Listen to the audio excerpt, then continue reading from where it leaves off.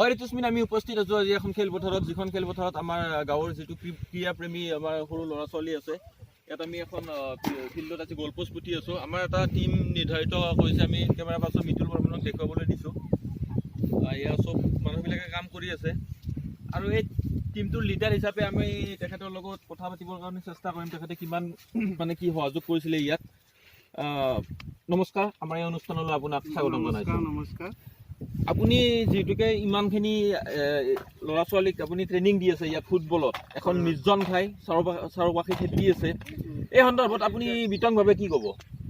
বিতংভাৱে ক'বলৈ গ'লে মই বিশেষ নকওঁ, তথাপিতো মই চলিকেইটাৰ উৎসাহৰ কাৰণে আগবাঢ়ি আহিছোঁ। চলিকেইটা যেনেকুৱা মোক এটা উৎসাহ দিছে বোলে মোক আমাক ফুটবলটো অলপ শিকাই দিয়ক, তাৰ কাৰণে মোক বহুদিন গৈ কিনে মোৰ লগত কথা পাতিছে।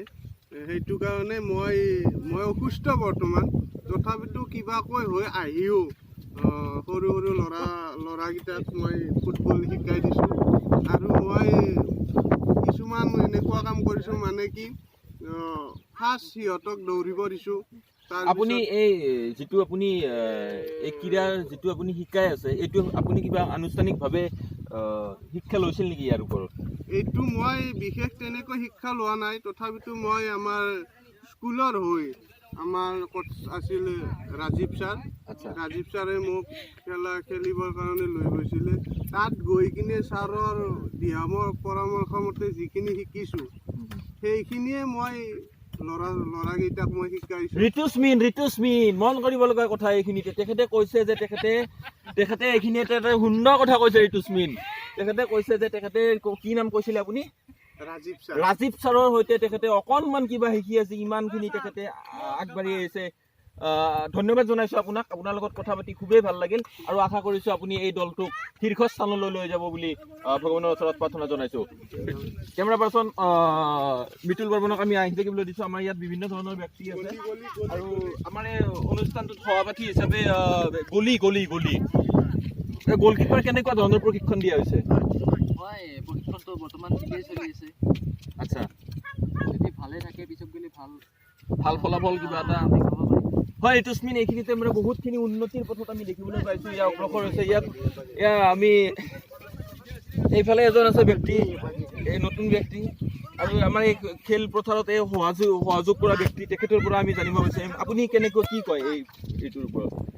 মইতো তেনেকৈ নাথাকোঁ বাৰু। মই খেলিব এদিন খেলিলে গা চা বিষাই যায়তো, আৰু মাজে মাজে খেল চলি থাকিলে আহোঁ, চাই ভালেই লাগিছে, ভালে খেলিছে। আচলতে আপুনি উৎসাহ দি আছে আৰু ল'ৰাকেইটাক, খুবেই ভাল কথা। আমি কেমেৰা পাৰ্চন মিতুল বৰ্মনক আৰু আহিবলৈ আমি অনুৰোধ জনাইছোঁ। এইফালে ইয়াত কোনো পৰিৱেশ হৈছে, আপোনালোকক চেষ্টা কৰিম।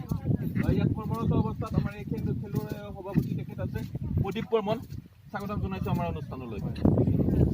প্ৰদীপ বৰ্মন, আপুনি এই যিহেতুকে আপুনি ইমানখিনি বয়স হোৱাৰ পাছতো আপুনি এই সৰু ল'ৰাকেইটাৰ লগত এতিয়াও যে এই এটা ক্ৰীড়াৰ প্ৰতি যিটো প্ৰেম, এই ভাৱটো জগাই আছে, এই সন্দৰ্ভত আপুনি কি ক'ব? এইটো খেলত কোনো বয়স নাই, খেলত কোনো বয়স নাই। ঋতুস্মিন একেবাৰে এটা ডাঙৰ কথা কৈছে। ঋতুস্মিন, খেলত কোনো বয়সৰ সীমা সংখ্যা ধৰা নাথাকে। ঋতুস্মিন, এইখিনিতে এটা মন কৰিবলগীয়া কথা। তাৰপাছত আপুনি কি ক'ব? আমি খেলিব লাগে, চবেই খেলিব লাগে বল খেলাটো আমাৰ স্বাস্থ্যৰ কাৰণে ভাল। আমি যিখিনি আমাৰ সৰু ল'ৰা ছোৱালী আছে আমি খেল শিকাইও আছোঁ আৰু নিজেও খেলি আছোঁ, স্বাস্থ্যৰ কাৰণে ভাল। ঋতুস্মিন ডাঙৰ কথা এটা কৈছে যে স্বাস্থ্যৰ কাৰণে আমি ক্ৰীড়াৰ প্ৰতি আমি মনোযোগ ৰাখিব লাগে।